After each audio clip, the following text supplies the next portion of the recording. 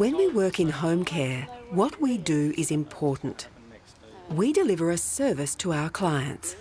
We do things that they cannot do, and this keeps them in their homes longer.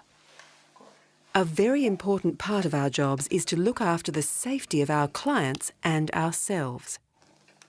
Because we work alone in people's homes, we are the eyes and ears of the organisations we work for.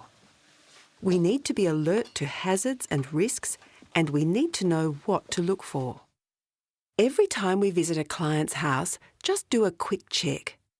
Is everything the same, or has something changed? If we notice a change in a client or in a home where we work, and this change causes us concern, we must report it to the supervisor as soon as possible. And then write down what happened. Even if it's a small change that you notice, tell your supervisor. If there has been an accident, or the client is ill, or there has been an incident or near miss, you must also report it. And then write down what happened. All of the information you pass on is important. It's used to fix the problem, or to prevent it happening again, or to review the service for the client. Spot the hazard. Discuss the risk.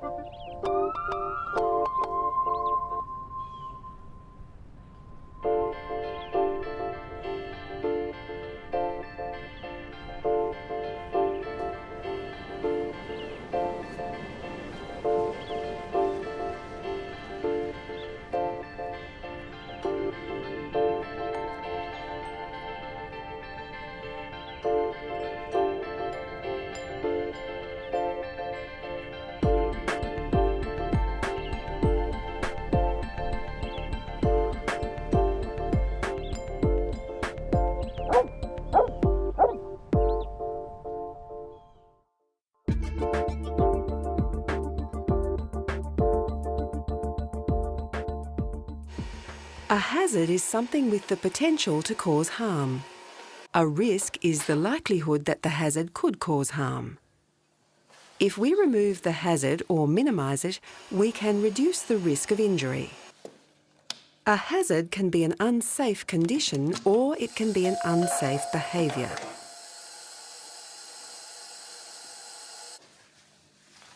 Equipment can be a hazard, or chemicals can be a hazard. It can be the environment you work in. There might not be enough room to do your work properly. A hazard can be a way of doing something. If you do something the wrong way, there's a risk of injury or harm. When you do it the right way, the way you've been trained, this removes the risk. I don't want to clean. Sometimes what a client does can be a hazard. It's important to read and understand your organisation's policies and procedures manuals and follow these guidelines. They tell you how to work safely and are there to protect you and your client.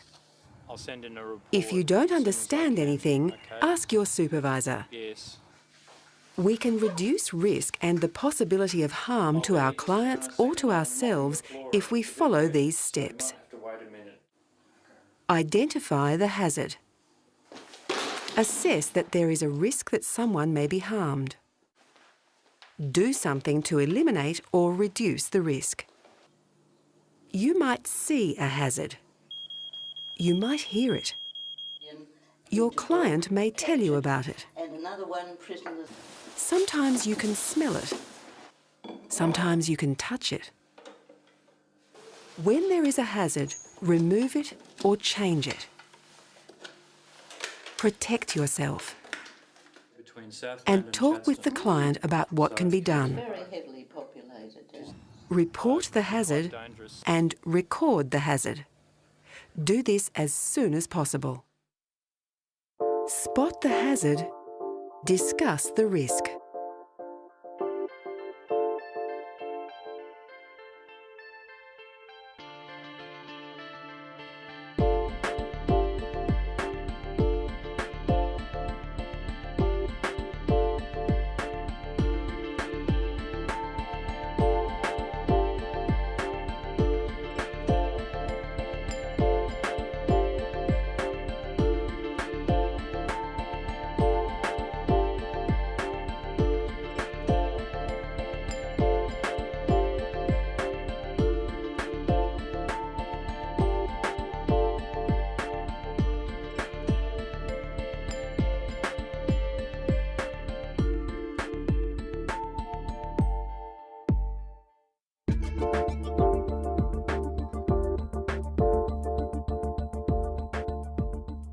One of the most important things we can do to reduce risk is to report and record hazards.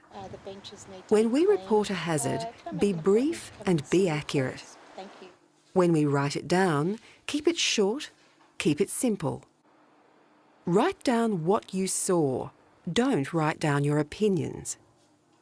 Write down what the hazard is. Write down what you think the risk is and what you think could be done about it. The supervisor will read it and take action to remove the hazard by replacing it or changing the situation. Advise clients that something is unsafe and work with the client to find a solution to the problem. You must also report and write down any concerns you have about the client, such as a change in their behaviour. Any near misses also need to be reported and written down on your organisation's form. You must also write down a hazard or near miss in the communication book so the next workers are aware of it. Keep it short and simple, and it won't take long to write it down. Sometimes what you do can be dangerous to yourself or to other people. Other times, what you don't do can cause harm. For example, if you see a hazard and don't report it, this could cause injury to a client, to you, or to another worker. If you write it down, then the client, fellow workers and your organisation can all know there's a hazard and a risk and something will be done about it. The information you report and record is very valuable. Your organisation uses this information about hazards to eliminate and reduce risks. And this helps protect everyone. Spot the hazard. Discuss the risk.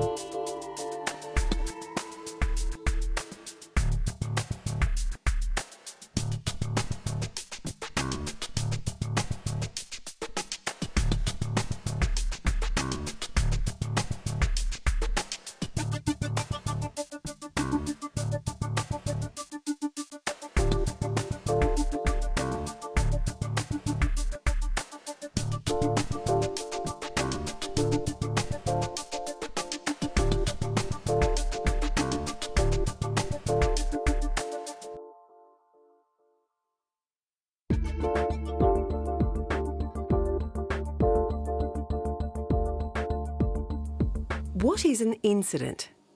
It could be an accident. A client may be ill. Or it might be a near miss, an accident which almost happened. An incident is something that has happened that is out of the ordinary or not normal.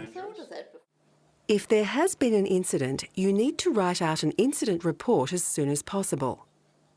Part of your duty of care is to fill in these forms as accurately as possible. There's a connection between what you notice, what you report, what you record, and the action taken to fix the problem. When you write on the form, be accurate. Write what you saw, what happened, who was involved, where it happened, and when it happened. Keep it short and use simple language.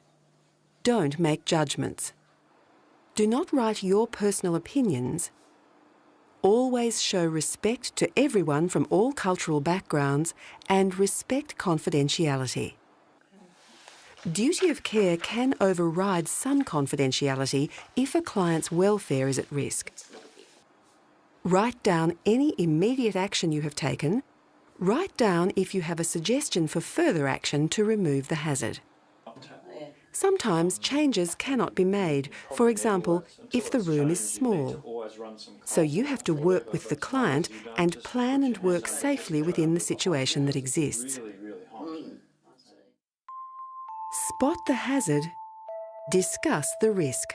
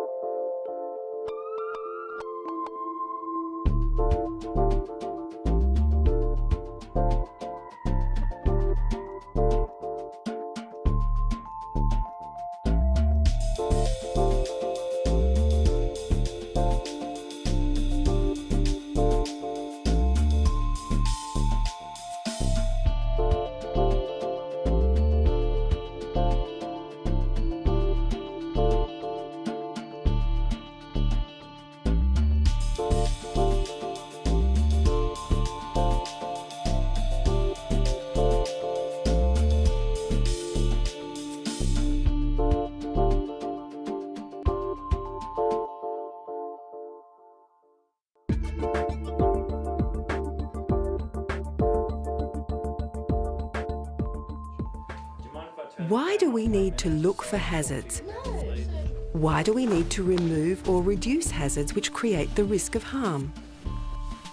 To look after the safety of our clients and to look after our own safety. I wouldn't want you to slip over.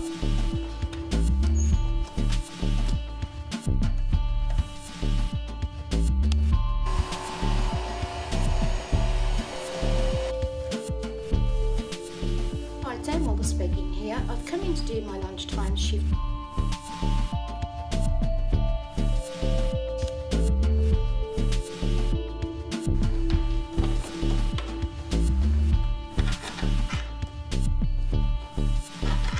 Right there. Yes. Yeah, that's great. Do you look after yourself? Yeah, thank you. It was a good shift.